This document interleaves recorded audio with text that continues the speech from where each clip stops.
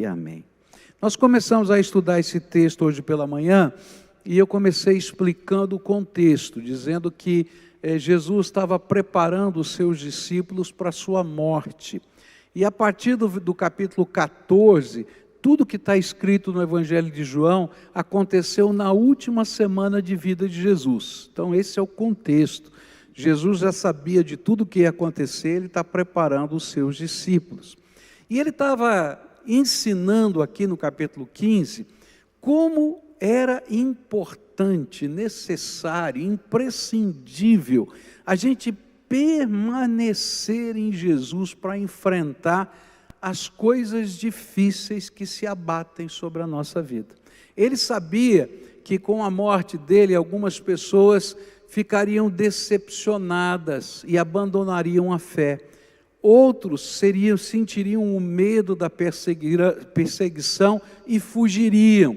Tanto é assim que das milhares de pessoas que seguiam Jesus, a gente vai encontrar apenas 120 no dia de Pentecostes, não é? Ali esperando a promessa do Espírito Santo. Onde estavam os outros? Esses eram o alvo desta pregação do Senhor Jesus aqui nesse texto que acabamos de ler. E pela manhã nós aprendemos que a maneira que o povo pensava e pregava naquele tempo era um estilo que a gente chama que é um espiral, tá? Então ele vai crescendo, mas ele dá uma volta, passa outra vez. Então a gente lê e diz assim, mas parece que ele voltou aqui, foi para lá, porque esse é o jeito de pensar daquele tempo, naquele contexto. Então, para a gente entender melhor, eu fiz algumas perguntas a esse texto. E a primeira pergunta que eu fiz de manhã foi, por que permanecer? Por que permanecer? E a resposta que o texto nos dá é muito simples. Se a gente não permanece, a gente seca, morre e só serve para o fogo. Essas são as respostas que estão aqui. E a gente estudou um pouquinho o significado de cada uma dessas respostas de Jesus. Mas agora à noite eu queria fazer uma segunda pergunta. E a pergunta é, o que esse texto me ensina sobre como permanecer? Como é que eu permaneço em Jesus? Como é que eu posso estar firmado nele, mesmo nos dias difíceis, nos dias complicados da nossa vida? E a primeira resposta vai aparecer no versículo 4, onde a Bíblia diz assim, continuem unidos comigo, e eu continuarei unido com vocês, pois assim como o ramo só dá uvas, quando está unido com a planta, assim também vocês só podem dar frutos se ficarem unidos comigo. O que Jesus queria ensinar é que tudo começa com a nossa intimidade com Jesus. Como é que a gente permanece? A gente começa tendo intimidade com Jesus. Por isso eu coloquei uma resposta na minha linguagem, não é nem na linguagem da Bíblia. Sabe como é que a gente permanece em Jesus? Quando a gente aprende a reconhecer, a buscar a revelação da presença de Jesus entre nós. É muito difícil permanecer se eu não tiver esse entendimento de que Jesus se revela, se eu não sentir a presença dele, se eu não desfrutar do toque dele na minha vida. Por isso a Bíblia vai ensinar para a gente que permanecer é uma dinâmica de relacionamento, onde há espaço tanto para que eu o busque, quanto para que ele me visite e toque a minha alma. Eu já contei essa história para vocês, mas é a minha vida, então eu tenho que contar, não é? Para mim, o que mudou, quando eu de fato comecei a permanecer em Jesus, foi a descoberta que Jesus podia falar comigo, que Jesus podia tocar a minha vida. E eu acho que essa é a grande diferença entre religiosidade e intimidade. Na religiosidade ou na religião, os ritos substituem a interação. eu me contento com um ritual, eu me contento com uma prática, eu me contento com um lugar, eu me contento com um símbolo, não é? E eu fico feliz com isso. Mas sabe, não é disso que Jesus está falando, Ele não está falando de um ritual. Não, Ele está falando de um relacionamento, de uma revelação da presença dEle. Na religião, a oração que é diálogo, ela é substituída pela reza, não é? O que é a reza? Qual é a diferença entre reza e oração? A reza, eu repito palavras que às vezes não têm sentido nenhum para mim. Eu vou dizendo aquelas mesmas orações para todas as circunstâncias. Não é assim que a gente vê às vezes, né? E o que é a oração? A oração é um diálogo, onde não apenas eu abro o meu coração diante de Deus, mas eu aprendo a ouvir a voz do Senhor na minha alma, a presença do Espírito Santo no meu coração, o toque dele na minha vida. E o permanecer nesse sentido é fruto desta revelação, desta interação entre o Senhor e eu com Ele. Quando a gente se apresenta a Ele, nós damos espaço para que Ele se apresente a nós, que Ele revele o seu poder, o seu toque e o seu amor possa mover a nossa fé. Por isso eu quero dizer para você que em tempos de crise, nós precisamos de revelação que provém da intimidade com o Senhor. Quem não tem dúvidas numa hora como esta? Fala para mim. Quem é que não tem dúvidas numa hora como esta? Eu estou cheio de dúvidas. Quando eu estava lá nos Estados Unidos, né, com a minha esposa, para aquele tratamento, e chegou a notícia de que não podia ter cultos presenciais, eu falei, e agora? Como é que a gente vai ser igreja? E de repente, em uma semana, a gente tinha que virar tudo, mudar tudo. E como é que a gente faz isso? Sabe, não é uma inteligência que faz isso, é quando a gente se dobra na presença de Deus e Deus vai mostrando para a gente as maneiras de agir. Mas não sou só eu, você está trabalhando, não é? E o seu restaurante ficou enrolado, né? Em os vários lugares, e tem que reaprender tudo. E agora, como é que a gente faz?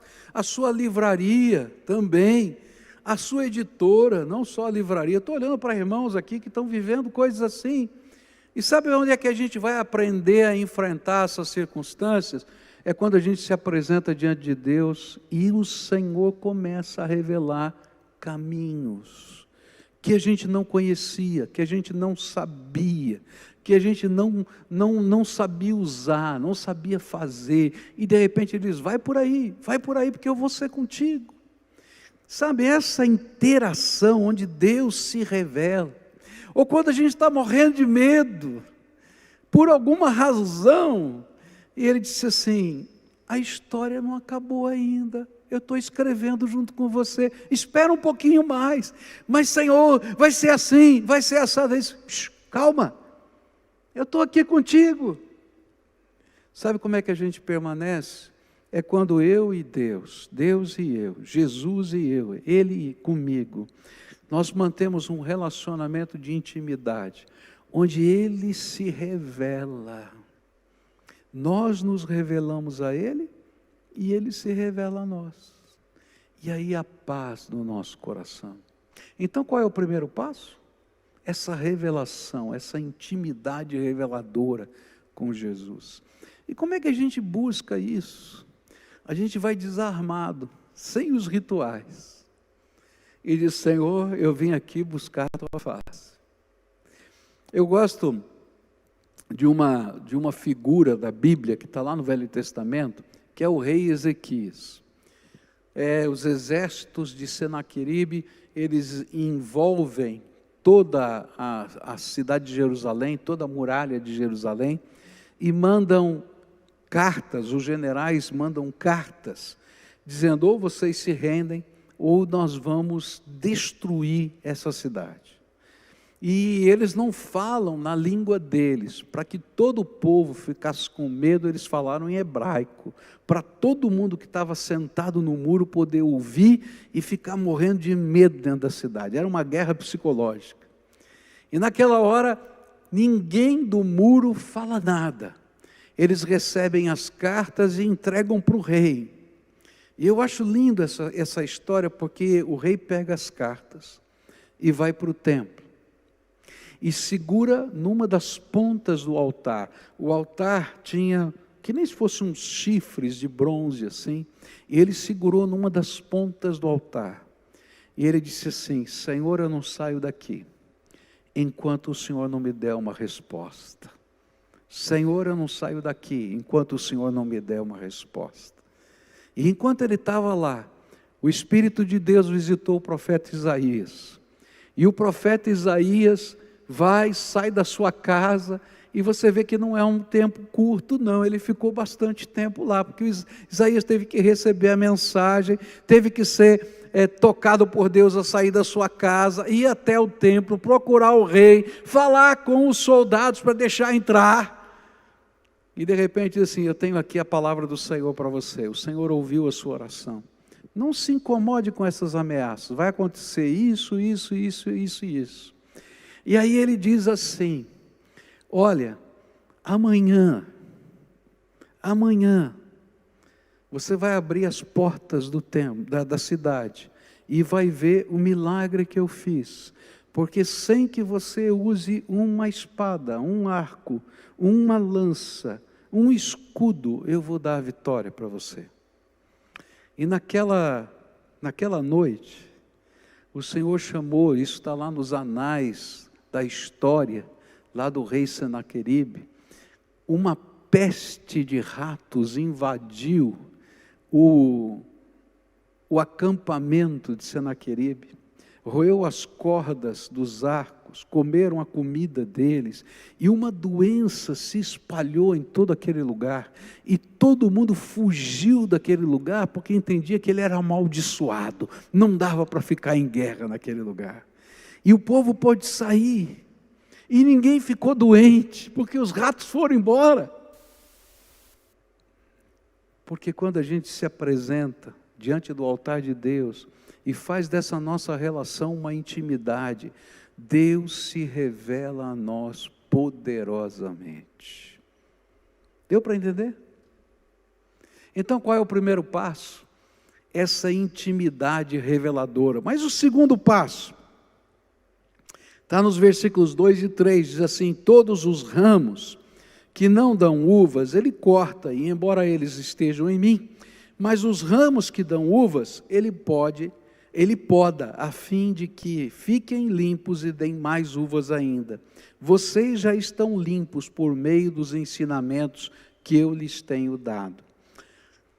Segunda resposta a essa pergunta, como eu posso viver, não é? Esse permanecer, é aquilo que eu vou chamar aqui na minha linguagem, de reinvenção transformadora. É a palavra que nos reinventa, que nos transforma, que nos limpa. Permanecer é permitir que a palavra do Senhor nas Escrituras possa fazer o que eu não consigo fazer sozinho. Aqui ele usa a palavra podar, né? Mas essa palavra pode ser também traduzida por limpar, transformar. E a ideia é que o Senhor começa a fazer uma reinvenção da gente primeiro. Antes de fazer a reinvenção das coisas, Ele precisa fazer a reinvenção da gente. Eu preciso ser uma nova pessoa. Eu era garoto e no fundo do quintal da casa do meu avô tinha uma parreira. E o meu avô, de todo ano, fazia suco de uva daquela parreira. E a gente, quando ele ia colher as uvas para fazer o suco, a gente gostava de ir junto, porque a gente comia muita uva, era muito gostoso. Mas chegou um dia, não é? Um ano, estava carregada a parreira, mas a uva estava amarga demais, ruim demais. E eu perguntei para o meu avô, e disse: vô, o que aconteceu? E ele disse para mim assim: filho, esse ano eu não limpei, eu não podei a parreira. E ela ficou assim. Mas esse ano agora eu vou podar. E o ano que vem a gente vai colher, você vai ver como vai estar a uva. E assim aconteceu. No ano seguinte a gente voltou lá e a uva estava docinha, estava maravilhosa. Permanecer é permitir que o relacionamento orientado pela palavra nos transforme, nos reinvente. Sabe, ninguém consegue permanecer sem que, de alguma maneira, Jesus o transforme. Porque se ele tentar permanecer sem transformação, ele não vai produzir fruto. E a Bíblia diz que ele vai ser cortado, porque ele não está se deixando, ele está endurecido, ele está rebelde diante do Senhor. Por isso eu quero dizer uma coisa para você: em tempos de crise, todo mundo tem que se reinventar, não é verdade? Você está reinventando o seu trabalho, os seus estudos, você está reinventando a sua maneira de convivência social, não é? Hoje a gente participou de um encontro virtual, porque uma família perdeu um ente querido, e a gente não pôde ir no sepultamento, a gente não pôde estar junto, e de repente a gente estava lá num encontro virtual, lá um número muito grande, dezenas de pessoas tentando dizer: olha, eu gostaria de estar lá, mas não pude, não é?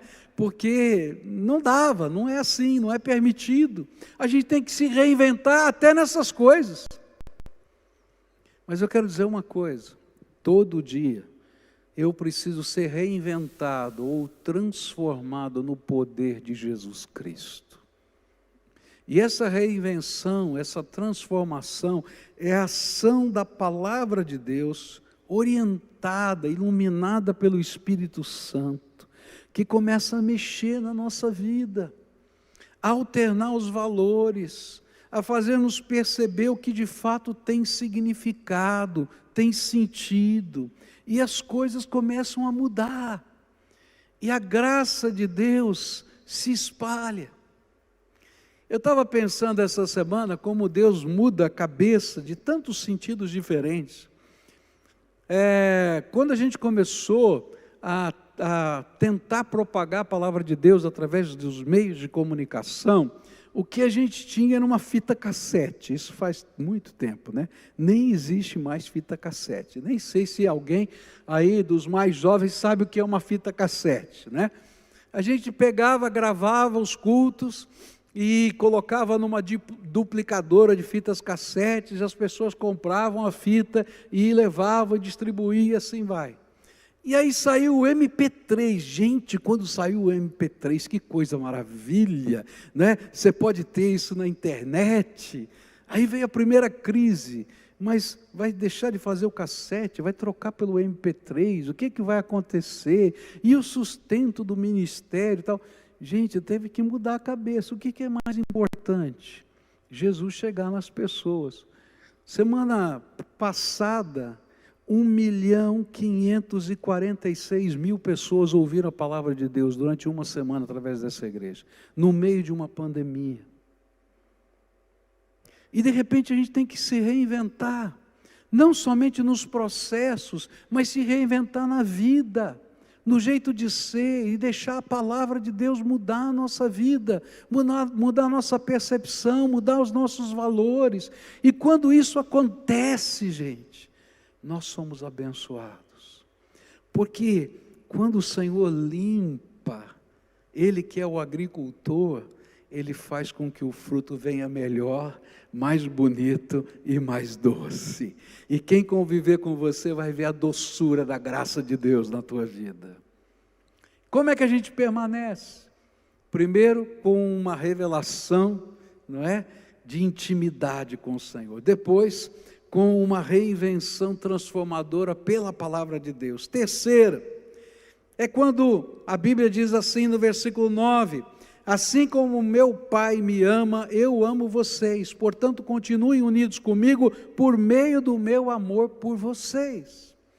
E então eu vou aprender que eu consigo desfrutar, aprender o que significa permanecer quando eu sou motivado pelo amor de Jesus por mim. Queridos, há uma grande motivação que me faz permanecer na presença do Senhor. Jesus me ama, Jesus te ama, e é esse amor tremendo a nossa grande motivação. Assim como o Pai me ama, eu amo vocês. Permanecer mais do que revelação e reinvenção é também uma grande motivação, porque a gente começa a desfrutar do amor de Jesus na nossa vida. Eu não sei você, mas eu em alguns momentos não preciso de mais nada na minha vida, em determinadas situações, do que de um abraço de amor. Não é verdade? Tem momentos da nossa vida que se alguém tentar falar, atrapalha. Não é verdade? Mexe com a gente, sabe? É que a gente só quer ficar ali e alguém chega do lado da gente, está bem do ladinho e nos dá um abraço. E aí, às vezes, parece que a gente desmonta, não sei você, né? Se você está com o coração apertado, naquela hora que você recebe aquele abraço, você desanda a chorar, né? Desata o nó, como minha mulher diz que tem um nó na garganta, aí desata o nó. E eu lembrei dessa canção, que eu vou pedir para alguém me ajudar a cantar, que diz assim: quero ser como criança, te amar pelo que és, voltar à inocência e acreditar em ti. Mas às vezes eu sou levado pela vontade de crescer e torno-me independente e deixo de simplesmente crer. Não posso viver longe do teu amor, Senhor. Não posso viver longe do teu afago. Não posso viver longe do teu abraço. Quem vai cantar para mim essa canção? É ele? Vamos lá então, querido.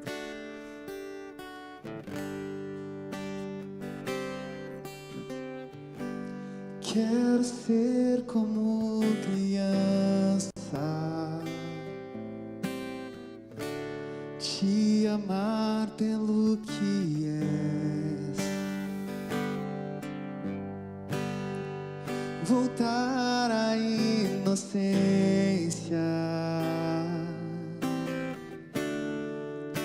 e acreditar em ti.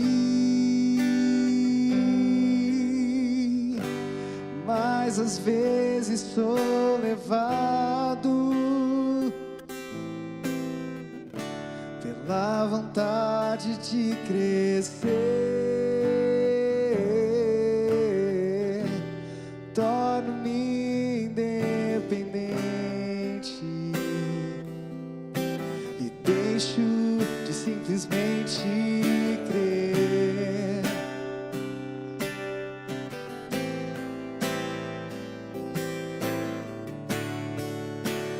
Posso viver longe do teu amor, Senhor. Não posso viver longe do teu afago, Senhor. Eu não posso viver longe do teu abraço, Senhor.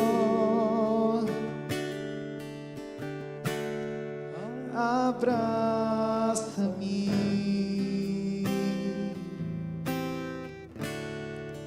abraça-me,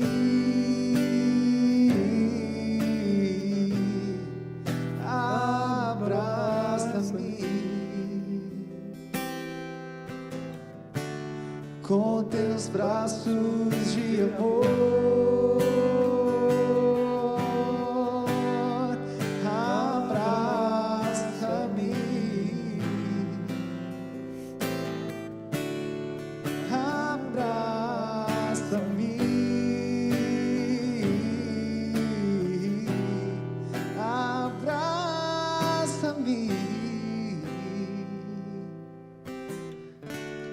Com teus braços de amor.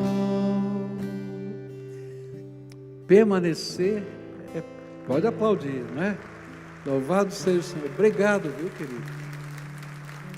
Permanecer é pular no colo de Jesus e sentir o amor dele por nós.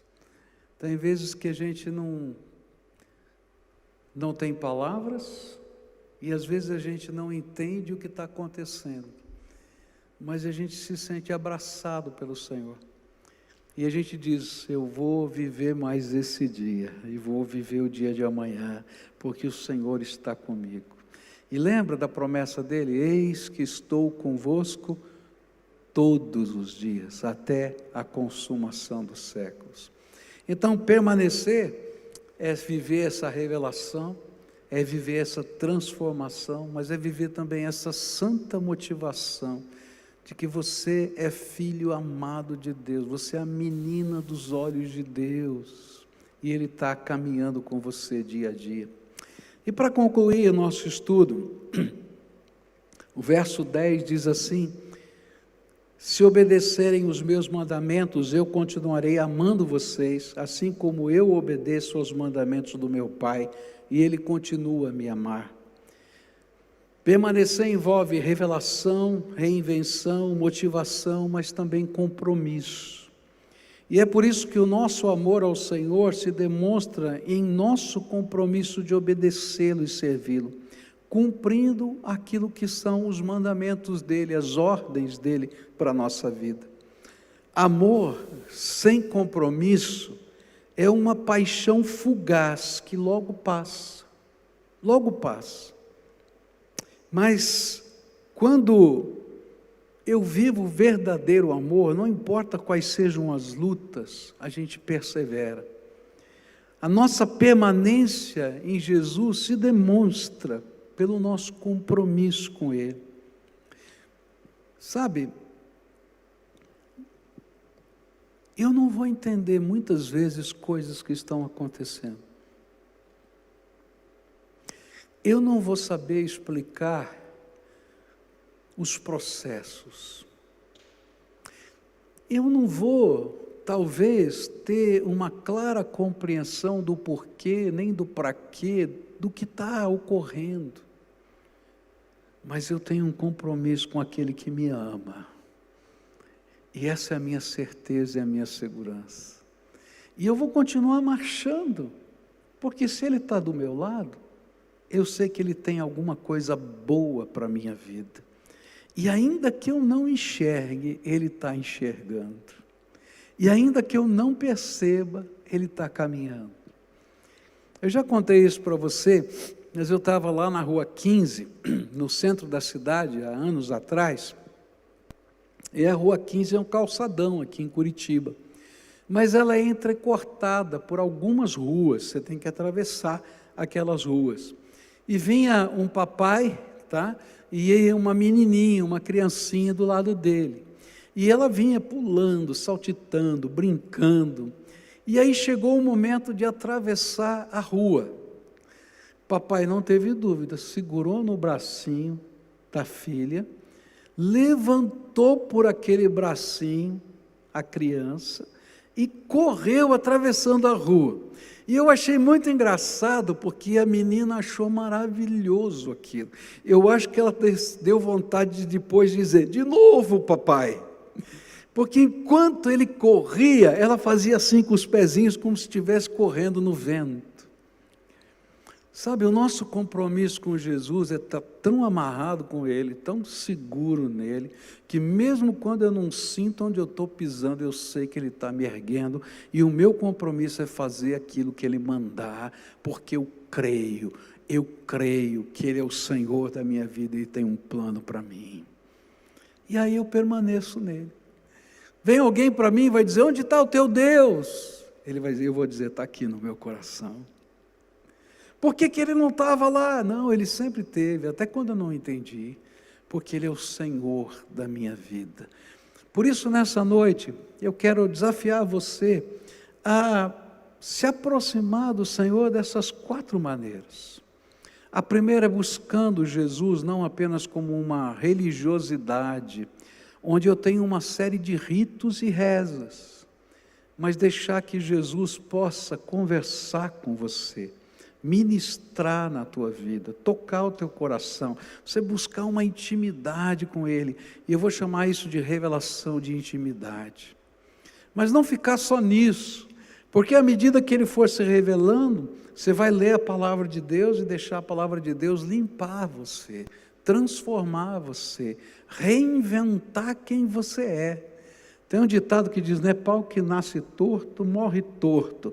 Mas com Jesus não é assim não, pau que nasce torto endireita. Porque o sangue de Jesus é poderoso, não somente para nos perdoar, mas através do poder do seu Espírito para nos transformar e nos reinventar. E aí, a gente vai ser motivado todo dia a levantar de novo e enfrentar as situações, porque eu sou uma menina dos olhos de Deus. E eu sei que Ele me ama. E eu vou firmar compromissos com Ele inabaláveis, porque Ele é o Senhor da minha vida. Nessa noite eu queria orar por você, como a gente sempre faz. Eu vou fazer isso daqui a pouquinho, logo depois dessa canção. Mas eu queria que você se comprometesse com o Senhor. Eu fiquei impressionado, porque ao longo desses meses, desde o dia 23 de março até agora, 269, é isso mesmo? 269 pessoas que estavam afastadas do Senhor, que um dia frequentaram uma igreja, estão voltando. Deus teve que mandar uma pandemia para alguns acordarem. Quem sabe você é um desses que está afastado do Senhor, aqui ou onde quer que você esteja. E o Senhor está dizendo, está na hora de voltar. Eu quero te visitar. Eu quero firmar um compromisso com você. Mas eu tenho descoberto também que mais 500 e tantas, ou mais de 500, quase 600, porque hoje são 888 pessoas, até ontem, hoje eu não sei, 888 pessoas que estão fazendo um discipulado aqui na igreja. Pessoas que estão dizendo, sabe, eu quero experimentar isso que você falou, pastor. E aí a gente quer acompanhar você nesse processo de crescimento espiritual, de busca, de orientação, de limpeza pela palavra. Então, se você está aqui, ou se você está em qualquer lugar, você vai pegar o teu celular agora, tá? Vai entrar nesse link que está lá, pibcuritiba.org.br/ser membro, é isso mesmo? É esse que está lá? Ali tem várias opções, você vai escrever a sua, o seu compromisso. Por quê? Porque para a gente permanecer com Jesus tem que ter compromisso. A gente tem que ter compromisso com Ele e com o povo dEle, que é a sua igreja. Então, logo depois dessa canção, eu vou orar por você. Mas enquanto a gente está cantando, pega o teu celular aí, você que está em casa, você que está aqui, faz o seu compromisso agora, entra. Eu quero acompanhar você nesse processo. Estou orando para Deus permitir que logo a gente chegue aos 1000. E quando chegar aos 1000, eu vou pedir mais. Não é porque eu gosto de números grandes, não. É porque eu sei o que Deus vai fazer na vida dessas pessoas. E Ele é poderoso para fazer muito mais, abundantemente além daquilo que pedimos ou pensamos, no poder dEle que em nós opera.